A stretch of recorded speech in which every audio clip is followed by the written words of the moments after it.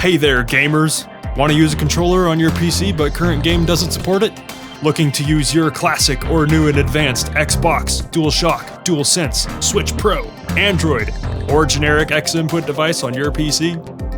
Well, mapping controller buttons to key bindings on PC is a common thing with a lot of software out there to support it, but most people don't even know that these features come with Steam natively. They are way cool and very powerful, but many people don't even know they exist.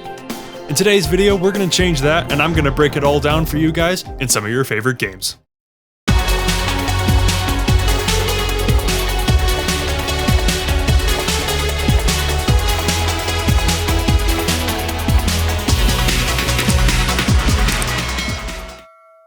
Alright, so we're live on the 3D rendering battle station.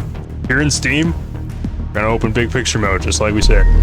Welcome to big picture mode. If you've never been here before, it works on both keyboard and mouse and controller.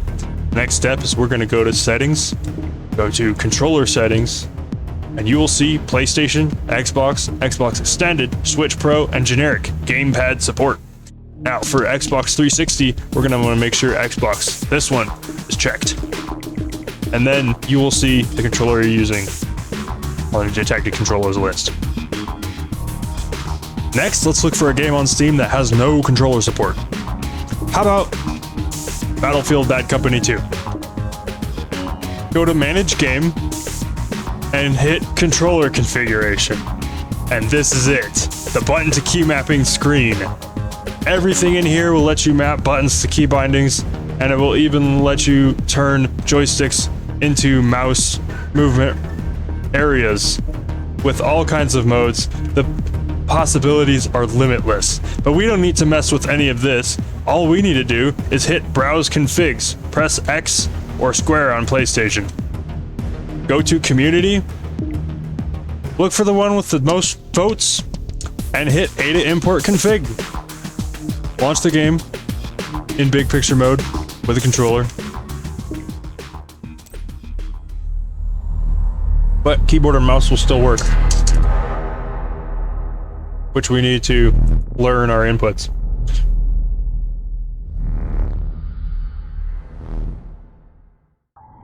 This is a game that a lot of Battlefield fans still love. A lot of people still play Battlefield Bad Company 2. So I thought it'd be a good example. I'll just head over to the multiplayer and go to, I don't know, an empty server. So once inside a lobby by ourselves, we can test out the config we downloaded. Should be the same for everybody who logs into Steam. We can shoot, reload, jump, throw a grenade, or melee, switch weapons, switch to our equipment, and that's about it. Maybe turn down the sensitivity a level.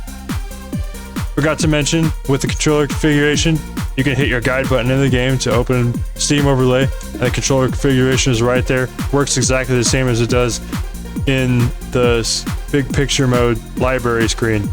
So in here we can adjust our aim sensitivity right here. Probably put it down to like half what it is. Click back, it'll save it. And that feels a little better. Hey, what do you say we go make a config for Red Crucible? So, for those of you wanting to know how to play Red Crucible with a DualShock controller on Steam, head over to War Trigger 3 on Steam.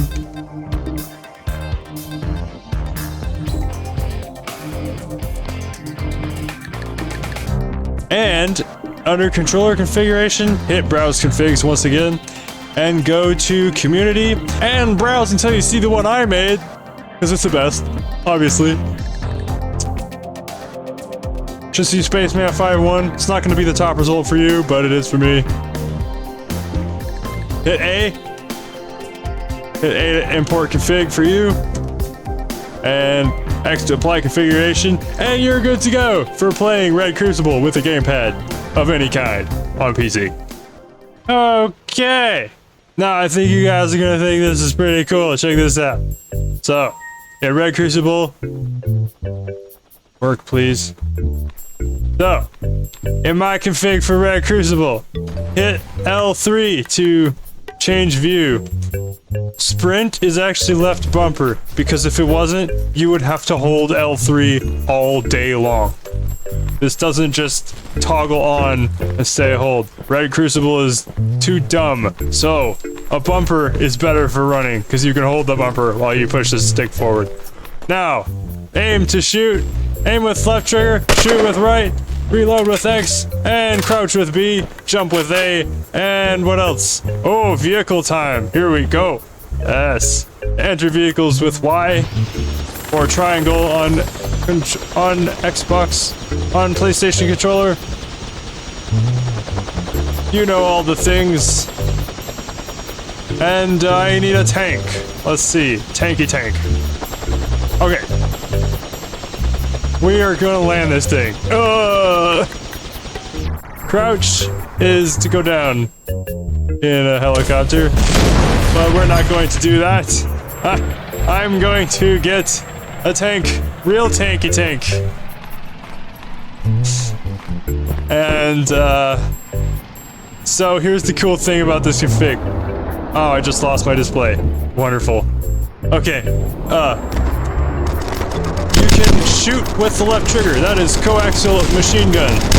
Right trigger is tank shells. Kapow! Kapow! Next, if you press the L3, we'll go. It's like just like hitting V. You get into third person mode, and now when we are in this mode. Actually, when we're in this mode, we can aim with R3.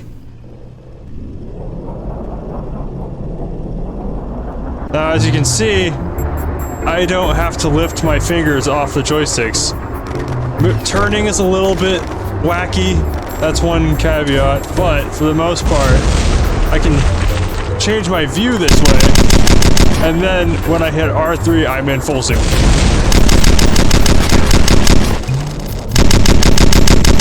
So, it's very easy. Very slick.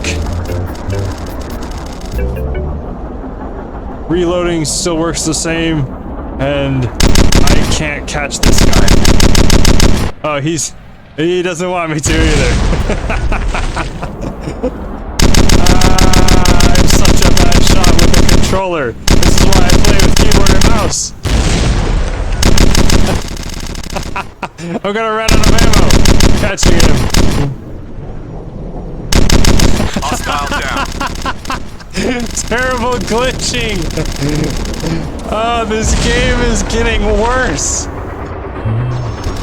I can't even aim my...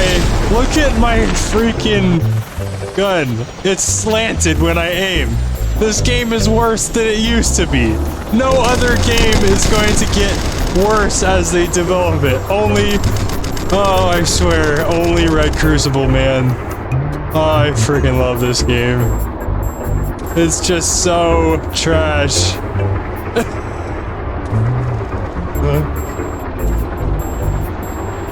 Of course, Red Crucible would be the only game where it actually gets worse the longer they develop it instead of better. Hostile down. So, hope you guys liked this episode. Now you can play non-Steam games with the gamepad using the support. And if you're playing Red Crucible on a DualShock, you can go download my config on the community. See you in the next one.